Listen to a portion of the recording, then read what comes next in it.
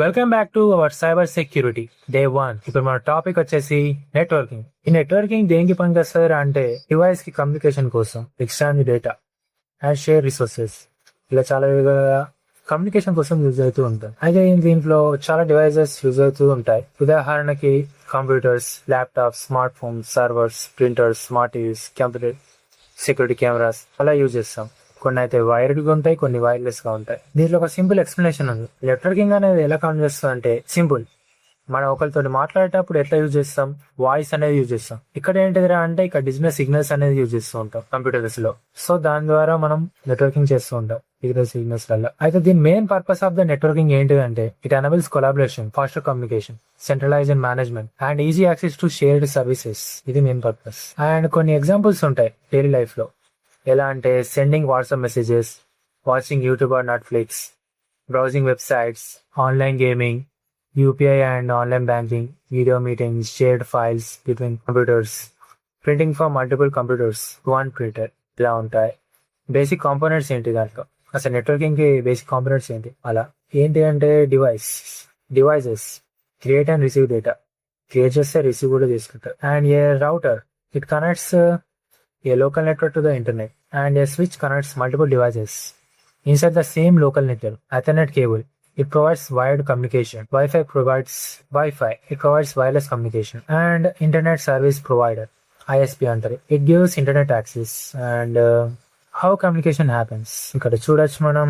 when you open a website, ఎప్పుడైతే మనం website open చేస్తామో ఒక రిక్వెస్ట్ అనేది సెండ్ చేస్తాం అన్నమాట రౌటర్ కి. అప్పుడు ఆ రిక్వెస్ట్ అనేది ఇంటర్నెట్ సర్వీస్ ప్రొవైడర్ కి చేరుకొని వెబ్సైట్ సర్వర్స్ కి చేస్తుంది. సర్వర్ ప్రాసెస్ చేస్తుంది ఆ రిక్వెస్ట్ ప్రాసెస్ చేసి మళ్ళీ రిక్వైర్డ్ ఇన్ఫర్మేషన్ ని ఆ డివైస్ కి మిల్లీ సెకండ్స్ లో అందిస్తుంది.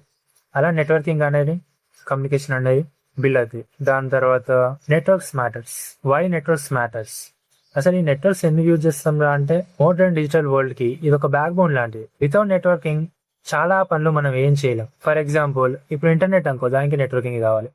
Email, cloud storage, online shopping, video streaming, social media. In fact నువ్వు వాట్సాప్ లో మెసేజ్ పంపించాలన్నా కానీ దానికి నెట్వర్కింగ్ కావాలి. అలా యూజ్ అవుతాయి ఈ అడ్వాంటేజెస్ ఆఫ్ నెట్వర్కింగ్. ఈ అడ్వాంటేజెస్ ఏమరా అంటే fast communication, easy file sharing, shared internet connection, shared printer and storage, centralised data management, remote access to systems, lower operational costs, better collaboration. దీనిలో డిసడ్వాంటేజెస్ కూడా ఉంటాయి.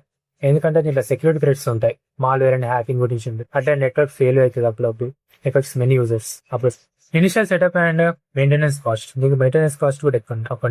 Requires proper management and monitoring లేకపోతే కొన్ని malwares and hacking కూడా జరుగుతుంది. Cyber సెక్యూరిటీలో networking ఎలా ఉంటుంది అంటే ఈ నెట్వర్కింగ్ లేకపోతే సైబర్ సెక్యూరిటీ ఉండదు.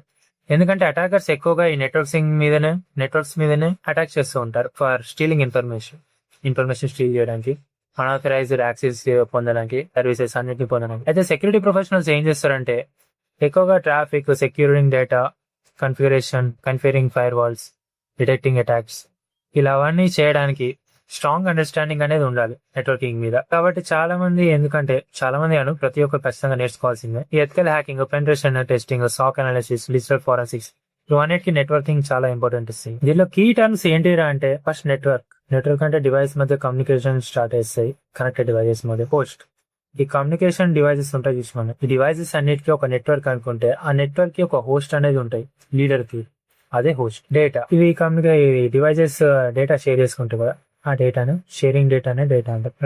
రౌటర్ అంటే డిఫరెంట్ నెట్వర్క్స్ ని కనెక్ట్ చేస్తాయి, connects devices with in the same network. ఒకటే సేమ్ నెట్వర్క్ లో డివైజెస్ అన్నిటిని కనెక్ట్ చేస్తాయి, దాన్ని స్విచ్ అంటారు. సర్వర్ ప్రొవైడ్ సర్వీసెస్ ని ప్రొవైడ్ చేసి క్లయింట్ అంటే ఏదైనా సర్వీస్ ని రిక్వెస్ట్ చేస్తావు సర్వర్ నుంచి. అలా is, company that provides internet access.